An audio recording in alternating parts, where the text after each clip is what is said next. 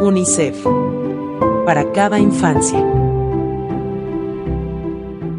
¿Qué significa entender la situación? Entender la situación es una base fundamental, un punto de partida fundamental que nos va a ayudar a poder ser más eficientes, más efectivos y más pertinentes en nuestras intervenciones, en las diferentes acciones que nosotros luego diseñemos para implementar, para lograr esos cambios que queremos alcanzar. Si no entendemos la situación que queremos transformar, difícilmente podemos ser pertinentes y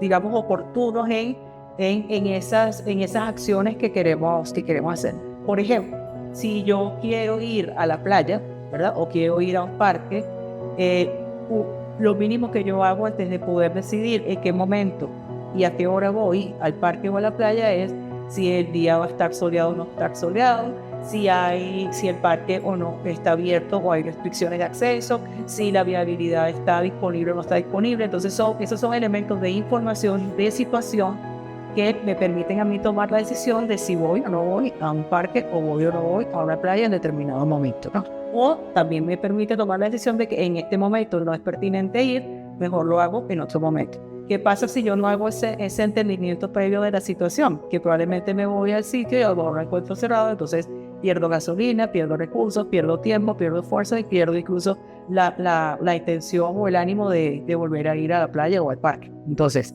entender la situación es fundamental para poder decidir cómo vamos a avanzar en las acciones y qué acciones son las que tenemos que priorizar para poder hacer esas transformaciones a esa situación que tenemos y que consideramos que es una situación problemática. Ese es otro elemento importante también, que cuando hablamos de gestión basada en resultados y cuando hablamos de entender la situación, nos estamos centrando fundamentalmente en situaciones que problematizamos.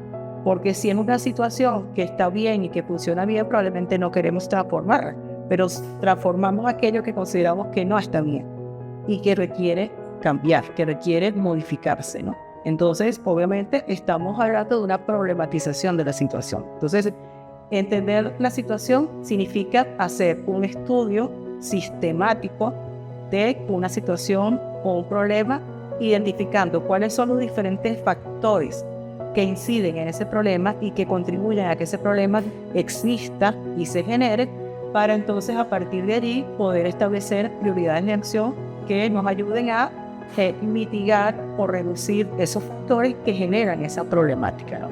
Normalmente cuando nosotros hablamos de una situación problemática, estamos viendo como el indicador más superficial lo que salta a la vista de todos.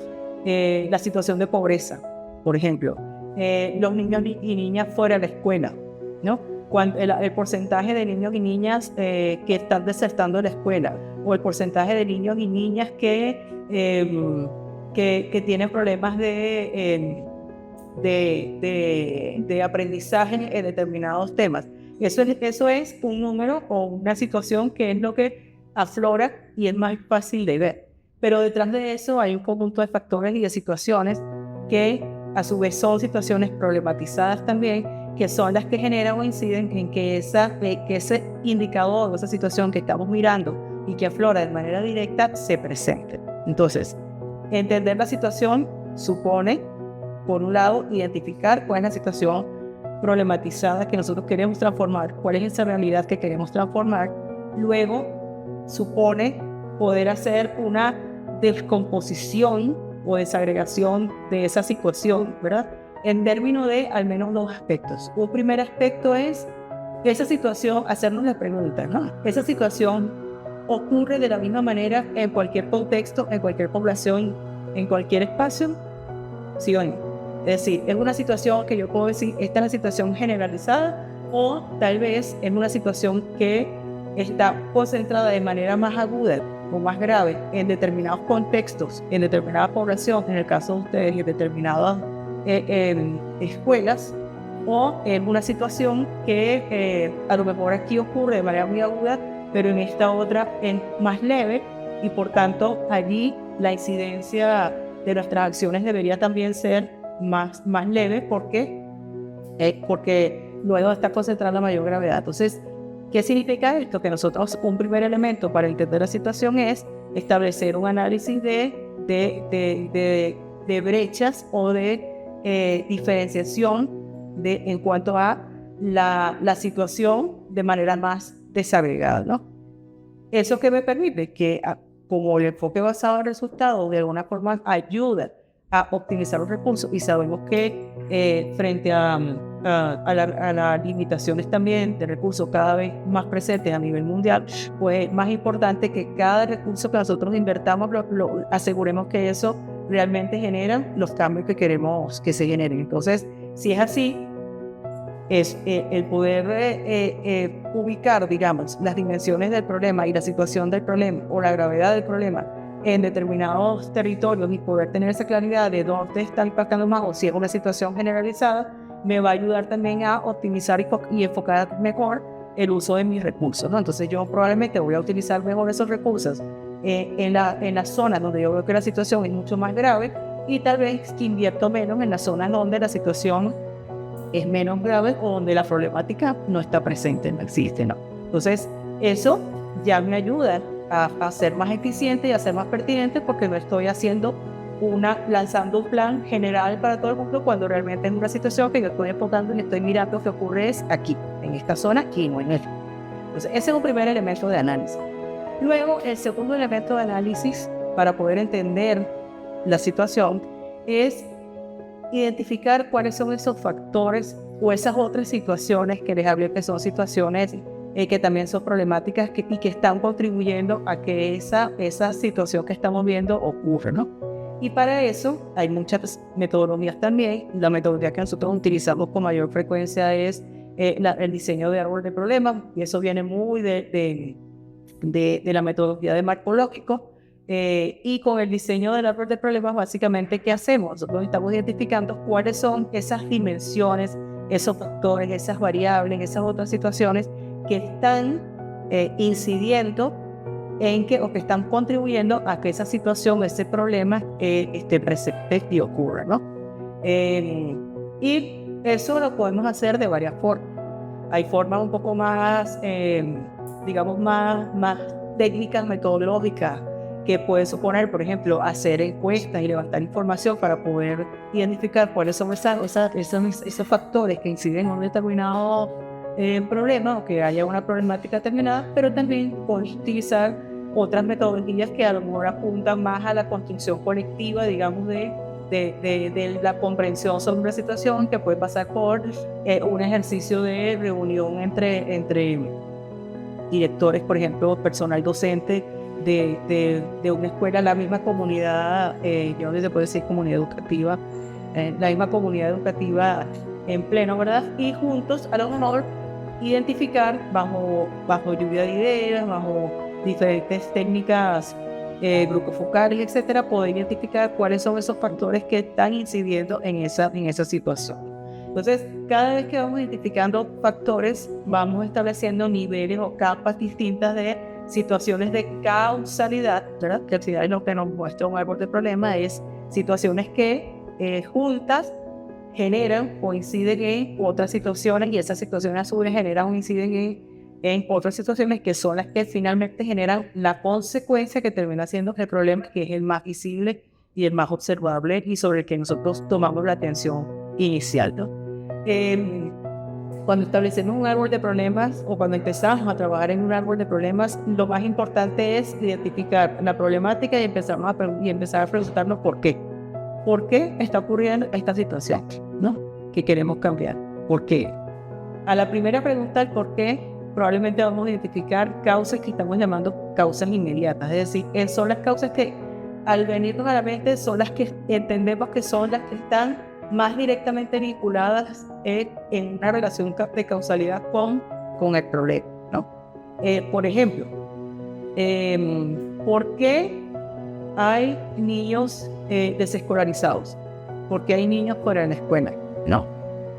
Ustedes son más expertos que yo en esto, pero a mí se me ocurre que al preguntar por qué hay niños fuera de la escuela, a lo mejor a mí se me ocurre pensar, bueno, tal vez porque hay otros temas asociados a acceso a la escuela, porque a lo mejor hay problemas asociados a seguridad para que los niños lleguen a la escuela, porque a lo mejor hay problemas asociados o situaciones asociadas a capacidad económica del hogar para llevar el niño a la escuela, porque a lo mejor también hay algunas situaciones vinculadas con la manera en que el hogar valora la educación o la formación de sus hijos en la escuela.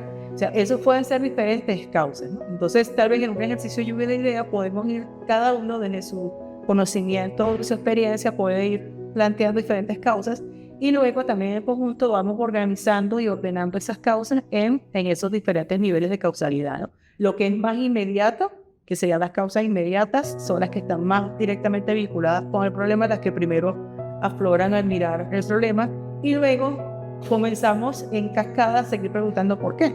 Entonces, si decimos, por ejemplo, que una causa de que los niños no vayan a la escuela es porque las familias tienen poca capacidad adquisitiva para enviarlos a la escuela, entonces nos preguntamos por qué las familias tienen poca capacidad adquisitiva para enviarlos a la escuela, ¿no? Entonces, bueno, ahí viene otro nivel de causalidad y que puede estar vinculado con porque hay situaciones de inflación, porque hay problemas de salario, porque hay problemas de empleo, porque no sé, diferentes razones por las que las familias no tengan suficiente capacidad adquisitiva para llevar a los niños a la escuela.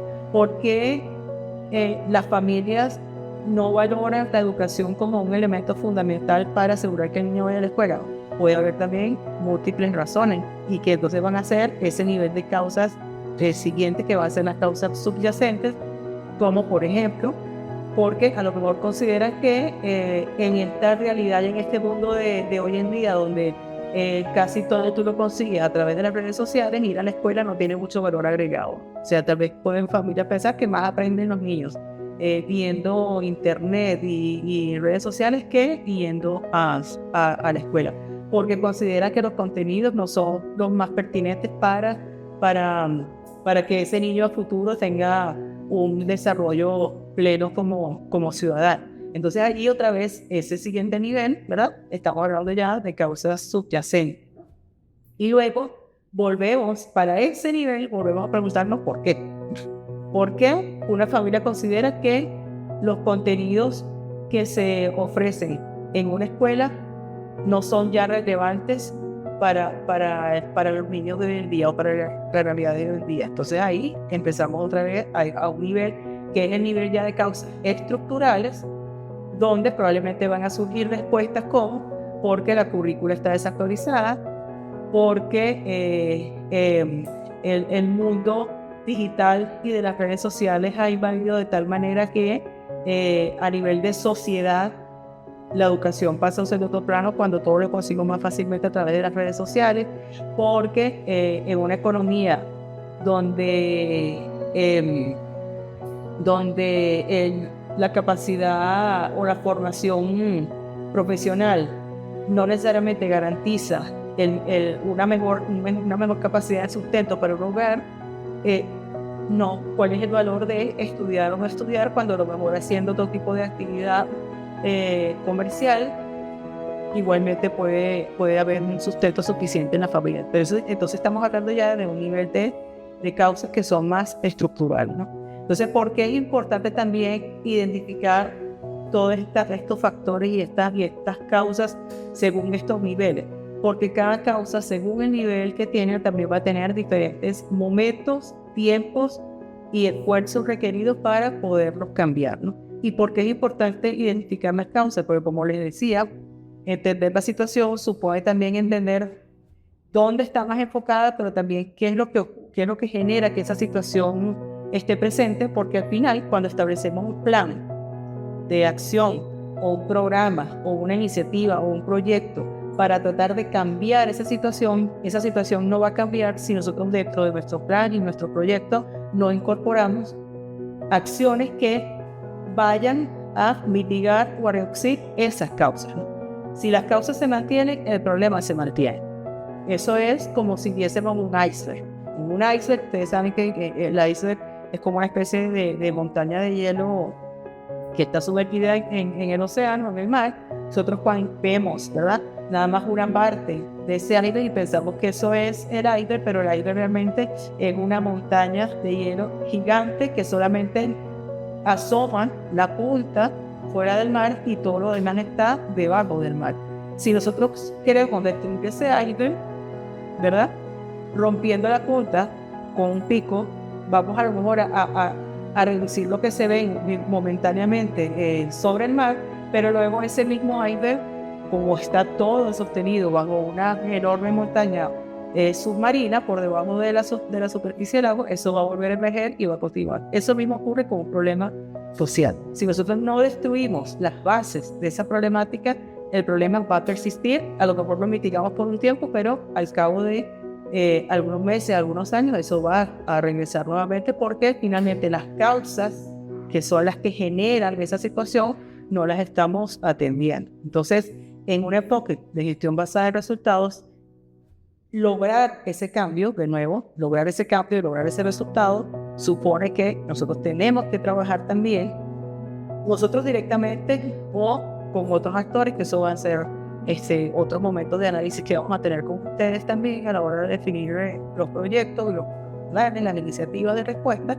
No todo lo tenemos que hacer nosotros, no todo lo podemos hacer nosotros, pero la identificación de qué es lo que hay que hacer es fundamental para entonces también poder decir, esto es competencia de X gente, X actor clave, y entonces cómo aseguramos que con ellos trabajamos también de manera coordinada para que ellos den respuesta a esas situaciones causales, porque si no movemos esto, la situación no va a cambiar. Entonces eso fundamentalmente es entender la situación, tener mapeada la situación completa, dónde se ubica la situación, cuál es la magnitud de la situación, dónde está más presente y dónde menos, cuál es la población más afectada, quiénes son los más afectados y dónde están los más afectados, y luego qué genera esa situación, cuáles son las causas y los factores, los diferentes factores que provocan esa situación. Entonces, ese ejercicio es central para luego poder avanzar en el proceso de planificación por resultados. UNICEF. Para cada infancia. Gracias por observar nuestra presentación. No olvides suscribirte, dar me gusta, activar la campana de notificaciones, comentar y compartir.